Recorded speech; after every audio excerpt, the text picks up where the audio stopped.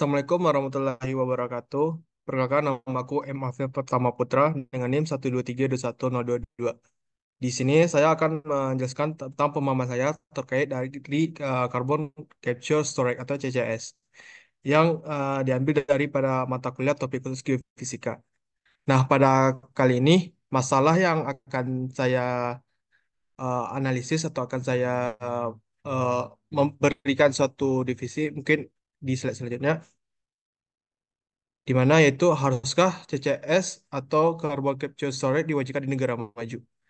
Sebelum itu kita kembali di latar belakang di mana penerapan atau penangkapan dari penyimpanan karbon CCS dalam skala besar menjadi hal yang mendesak di masa kini di jalur global untuk menuju emisi karbon nol bersih. Namun, penerapan CCS secara global masih sangat tertinggal kontribusinya yang diharapkan terhadap pengurangan emisi gas rumah kaca. Meninjau dan belajar dari contoh dan sejarah keberhasilan praktik CCS di negara-negara maju, ini akan membantu di negara-negara lain yang sedang berkembang atau lagi mempromosikan proyek dari CCS menggunakan metode ini. Pengembangan CCS yang baik, infrastruktur ini memerlukan transisi dan infrastruktur ilmu, pengetahuan, dan teknologi yang berskala besar. Jika tidak, akan sulit untuk mengatasi teknis hambatan antara demonstrasi skala kecil dan penerapan CCS berskala jutaan ton dan hubungan CCS berskala 10 juta ton. Mungkin lanjut ke slide selanjutnya. Baik, di sini ada pengertian dari apa itu sih CCS atau carbon capture storage, di mana carbon capture storage ini disebut sebagai carbon capture and sequestration, mencegah CO2 dalam jumlah banyak terlepas ke dalam atmosfer. Teknologi ini mencakup penangkapan CO2 yang diproduksi oleh pabrik industri yang besar, mengkompresinya untuk transportasi, dan kemudian memasukkan ke dalam formasi batuan yang sangat dalam dengan hati-hati, di mana itu adalah penyimpanan permanen. Ini diambil dari jurnal Global CCS Institute pada tahun 2011. Nah, di sini eh, suatu industri atau industri yang menghasilkan emisi karbon CO2 yang besar, di mana karbon CO2 ini akan ditangkap oleh suatu penyaring dan ditransportasikan melalui pipa-pipa. Nah, dari pipa itu akan diinjeksikan ke dalam suatu wadah yang berada di dalam bumi. Bahkan itu bisa suatu eh, wadah tempat penyimpanan minyak yang sudah lama tidak diproduksi. Mungkin dilanjut. Nah, kemudian apa itu sih CCUS? CCUS ini mengacu pada serangkaian teknologi yang melibatkan penangkapan CO2 dari sumber besar, termasuk pembangkit listrik atau fasilitas industri yang menggunakan bahan bakar fosil atau biomasa sebagai bahan bakar. Nah, bekerja sama dengan CCS, CCS ini berfokus pada penggunaan kembali dari CO2 dari proses industri dengan mengubah menjadi barang seperti beton ataupun biofuel. CCUS bukanlah sebuah ide baru, namun rencana yang sedang dikembangkan secara eksponensial berkat target iklim nasional dan insentif kebijakan yang telah mendorong peningkatan pesat dan adaptasi berskala luas. Nah, di sini ada gambar dari skema di mana CO2 ini yang berasal dari fosil akan ditangkap dan diinjeksikan melalui pipa ataupun dari kapal pengangkut. Nah, dari pipa ini beberapa atau sebagian dari CO2 ini akan juga digunakan kembali menjadi suatu biofuel yang digunakan pada transportasi lainnya. Nah, sebagian dari CO2 yang sudah tidak terpakai akan diinjeksikan melalui ke formasi batuan di dalam bumi. Itu akan diinjeksikan ke dalam sumur-sumur yang sudah lama tidak diproduksi lagi. Ini dilanjut. Nah, ada beberapa isu CCS atau CCS di negara maju. eh, untuk sebelum masuk ke sana, negara yang sudah menggunakan dari metode CCS ini adalah Norwegia, di mana Norwegia memasang atau mematok dari pajak karbon dioksida di beberapa negara, sehingga jika ada suatu negara yang menghasilkan emisi gas CO2 yang sangat besar, negara Norwegia berhak untuk mengambil pajak dari negara tersebut karena negara Norwegia adalah negara yang berhasil dalam proyek proyek dari CCS. Baiklah, ini mungkin di ASEAN, di suatu peta di mana CCS atau CCUS ini sudah diterapkan dari beberapa negara di ASEAN, contohnya di Indonesia, di Singapura, Kamboja, Thailand, Myanmar, Malaysia, dan lainnya. Nah, peran dan manfaat terhadap penyimpanan karbon dioksida atau CCUS dalam penggunaan rendah karbon di ASEAN yaitu memajukan upaya dalam melakukan transisi sistem energi ke versi yang ramah lingkungan. Rencana Aksi ASEAN untuk Kerjasama Energi atau APAEC yaitu mendorong peran teknologi batu bara bersih dan penyimpanan karbon menuju transisi energi dan ekonomi rendah karbon. Hal tersebut bertujuan negara ASEAN menjadi kawasan lebih terdekarbonisasi.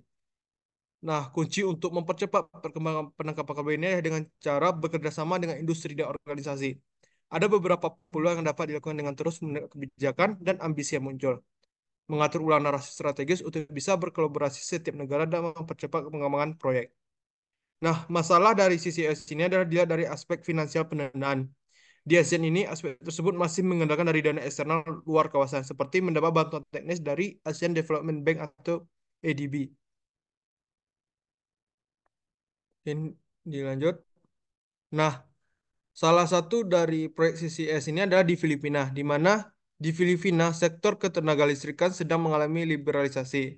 Oleh karena itu, semua pembiayaan ditanggung oleh sektor swasta. Tugas pemerintah yaitu mendukung penuh pembangunan melalui dukungan kebijakan seperti insentif fismal dalam hal pembiayaan para investor CCUS. Listrik di Filipina masih bergantung pada pembangkit listrik tenaga batu bara karena tingginya biaya CCUS sulit ditanggung pemerintah. Namun, Filipina memanfaatkan teknologi CCUS untuk strategi jangka panjang. Mungkin dilanjut negara lain yaitu seperti Cina, di mana negara ini merupakan perekonomian terbesar kedua di dunia, telah melaksanakan 9 proyek percontohan penangkapan karbon atau CCS dan 12 proyek CCUS. Penelitian menunjukkan bahwa sektor CCUS Tiongkok memiliki potensi yang tinggi. Secara teoris, negara ini dapat menerapkan berbagai aspek teknologi pada pembangkit listrik yang mengeluarkan karbon, serta sektor-sektor besar lainnya. Tiongkok diperkirakan dapat menyimpan 8 miliar ton karbon dioksida di ladang minyak dan gas dan berpotensi ratusan kali lebih banyak lagi di formasi garam bawah tanah. Menurut laporan dirilis awal bulan ini oleh Global Citizen Institute, sebuah wadah pemikir internasional.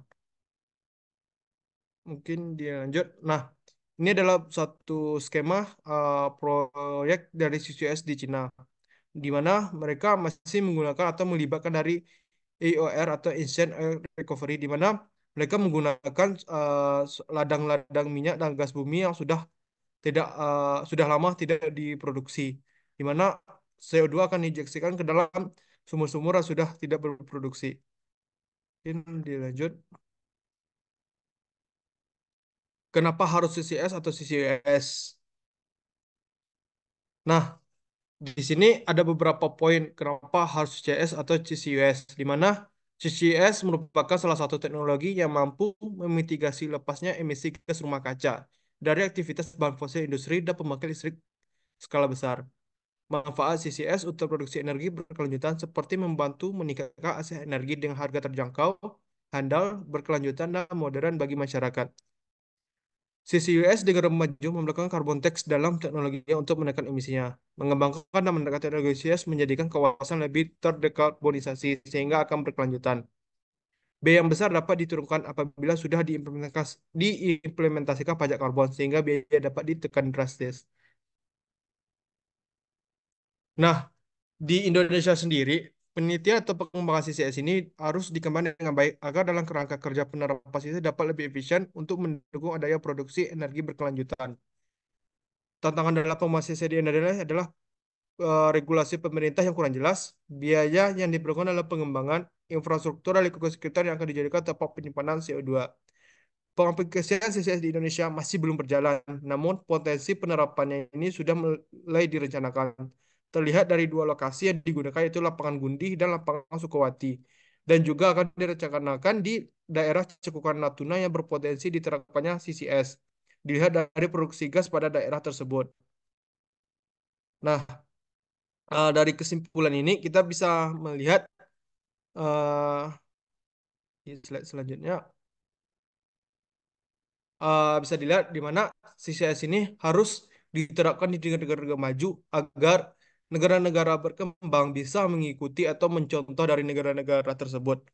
Sehingga seluruh negara di belahan dunia sudah menerapkan dari eh, penerapan emisi nol karbon. Nah, seperti dari contohnya di lapangan Sleipner, itu adalah suatu proyek CCS pertama di dunia yang berhasil.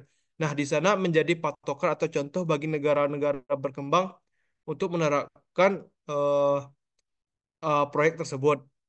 Ditambah lagi di Indonesia belum adanya carbon tax yang terlalu tinggi, sehingga Indonesia berpotensi untuk bisa menerapkan dari proyek CCS ini. Nah, ini adalah beberapa referensi yang saya ambil di beberapa jurnal.